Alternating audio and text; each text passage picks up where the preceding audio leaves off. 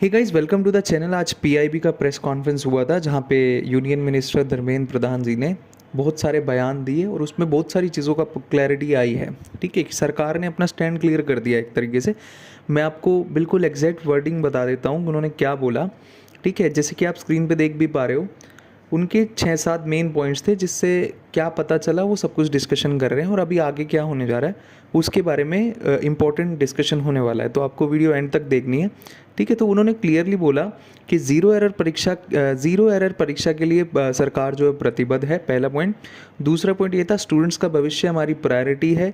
Investigation के लिए high level committee बनाई जा रही है।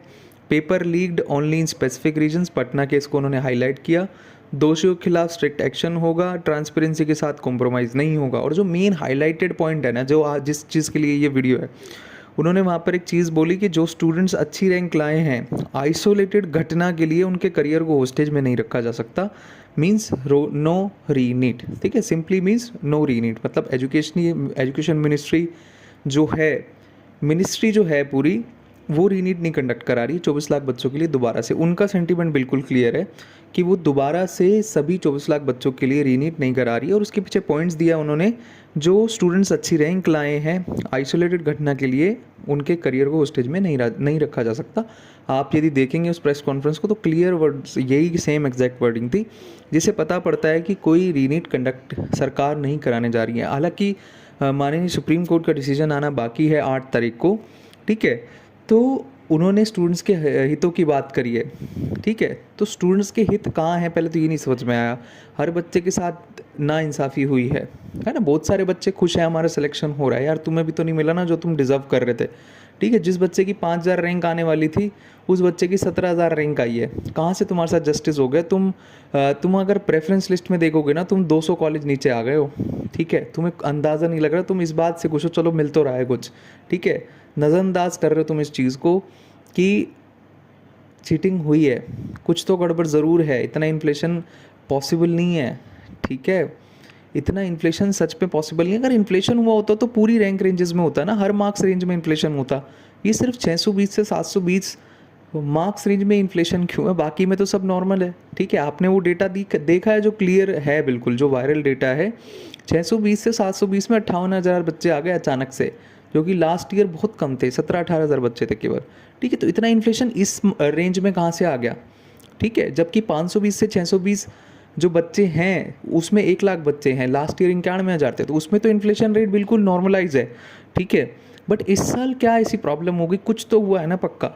ठीक है, देखो लीक हुआ पेपर, उसके प्रमाण भी मिल गए हैं, बट सरकार केवल आइसोलेटेड घटना की तरफ संकेत कर रही है। मतलब ये कि जो पटना में पेपर लीक हुआ है, जो गोधरा कांड हुआ है, सिर्फ उन्हीं को एड्रेस किया जा रहा है।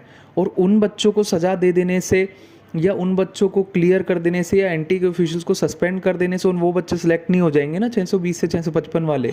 कुछ नहीं होगा 150 बच्चों को हटा देने से, ना ही रीवैल्यूएशन ऑफ रिजल्ट से कुछ होने वाला है। ठीक है, जितने बच्चे आप कह रहे हो कि रीवैल्यूएशन ऑफ रिजल्ट से बहुत फ़र्क पड़ जाए, कुछ नहीं फ़र्क पड़ेगा यार। 1563 बच्चे कितने से ही, उसमें से 790 तो क्वालिफाई नहीं किए थे एग्ज़ाम को। ठीक है, तो as of now as a counsellor अगर आप मेरे से पूछोगे तो मेरे कभी डाइजेस्ट नहीं हो रही है ये बात कि एकदम से 20-30 हज़ार जो बच्चे हैं वो 620 से 720 वाली रेंज में एक्स्ट्रा आ गए एक ही साल में, जस्ट बिकॉज। और जो यहाँ पे भी आज तथ्य दिए गए हैं एजुकेशन मिनिस्टर द्वारा, वो भी बोले कि जी हमारा पुराने वाले पॉइंट्स, उनके वही पुराने पॉइंट्स की हमने एग्ज़ाम में जो है सिलेबस रिड्यूस कर दिया था, पेपर इजी था, हर बच्चे को मौका मिलना चाहिए, है ना। स्टेट बोर्ड के जितने भी विद्यार्थी हैं उनके लेवल का पेपर हमने बनाया था, इस तरीके की चीज़ें करी। ठीक है, जबकि पेपर सब लोग जानते हो यार, पेपर का लेवल लगभग लास्ट ईयर जैसा था। ठीक है, स्टूडेंट रिएक्शन जो था वो बिल्कुल कॉमन सेंटीमेंट था, एकदम से इतने इंटेलिजेंट बच्चे नहीं हो जाते। तो गड़बड़ तो है। ठीक है, अब वो गड़बड़ उनके रिजल्ट देने में है या सच में पेपर बहुत ज़्यादा लीक हो गया है, ठीक है, वो देखना बाकी है। ठीक है, पर सिर्फ देखो सोल्यूशन कुछ भी नहीं हुआ, कुछ न्याय नहीं। आज माननीय जो एजुकेशन मिनिस्टर साहब है उन्होंने बोला कि हम न्याय की बात करेंगे, स्टूडेंट के पक्ष की बात है, स्टूडेंट का पक्ष हमारे लिए प्रायोरिटी, बट हो कहाँ रहा है उनके साथ न्याय? कुछ न्याय नहीं होने वाला। अगर वो रीनीट कंडक्ट नहीं कराते तो किसी के साथ जस्टिस नहीं होने वाला यार। अगर आज आपकी रैंक 5000 आई है ना, 690 नंबर लाने पे, है ना, 690 नंबर लाने पे अगर आपकी 5000 रैंक आई है, अगर इस तरह की चीज़ ना हुई होती तो आपकी रैंक बहुत अच्छी होनी थी।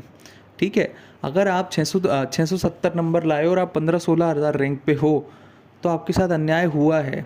ठीक है, सेलेक्ट हो रहे हो वो बात ठीक है, पर अन्याय तो हो गया ना, 200 कॉलेज नीचे आ गए आप जहाँ जाने वाले थे उससे। ठीक है, देश में 390 कॉलेज हैं अभी गवर्नमेंट कॉलेजेस, उसमें जो प्रायोरिटी आपको आपकी 99-100 भी प्रायोरिटी मिलने वाली थी, अब वो 200-250 भी प्रायोरिटी मिलेगी, इतना फ़र्क आ गया है। ठीक है, बात केवल उनकी ही नहीं है जो बच्चे सेलेक्ट ही नहीं हो रहे, खैर उनके साथ तो बहुत ही बुरा हुआ, पर उनके साथ भी तो बुरा हो रहा है ना जिनकी रैंक आ गई है और इतनी ख़राब रैंक आई है। तुम्हारे साथ कहाँ जस्टिस हो रहा है? ठीक है, तो बताओ मेरे को कैसे चीज़ों को मैनेज करोगे?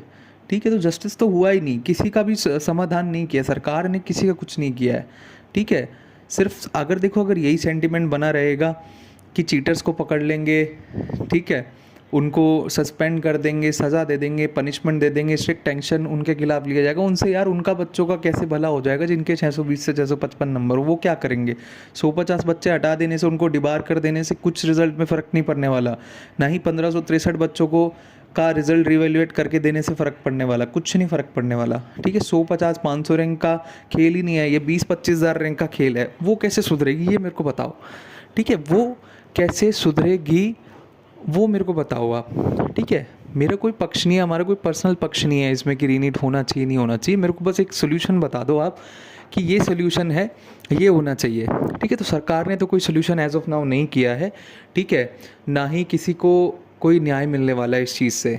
ठीक है, जिसकी 10,000 रैंक थी उसकी हो सकता है 150-500 रैंक ऊपर हो जाए और अच्छी हो जाए, और जो बच्चा सेलेक्ट नहीं हो रहा था वो अब भी नहीं हो रहा और रिज़ल्ट के बाद भी नहीं हो रहा, रिज़ल्ट के बाद।